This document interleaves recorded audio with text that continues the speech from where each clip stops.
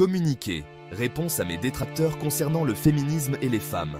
Il est temps que je réponde à certains messages que j'ai reçus ces derniers temps lorsque j'aborde des sujets concernant les femmes et le féminisme.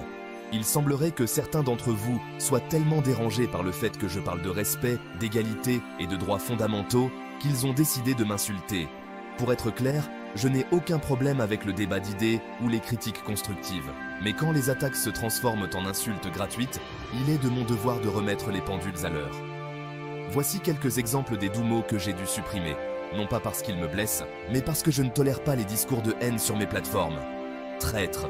Si parler de respect et d'égalité entre les genres fait de moi un traître, alors je porterai ce titre avec fierté. Fiotte. Une insulte homophobe, classique et désespérément démodée. Mais merci pour votre créativité limitée. Sous-homme. J'ignorais qu'il existait une échelle de mesure pour la masculinité. Mais si se soucier des autres vous fait descendre d'un cran, je descendrai sans hésiter. PLE. Remercions encore une fois l'imagination débordante de certains pour des injures qui ont autant de substance qu'une coquille vide. Ces exemples, bien qu'assez soft par rapport à ce que j'ai reçu, illustrent bien le niveau de dialogue auquel certains se limitent. Je tiens à être clair.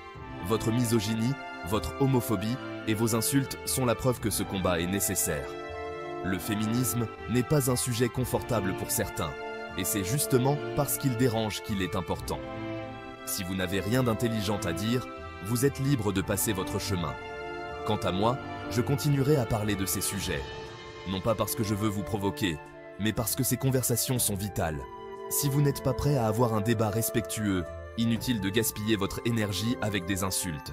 Croyez-moi, ce n'est pas ça qui me fera taire, avec toute ma sincérité et sans rancune.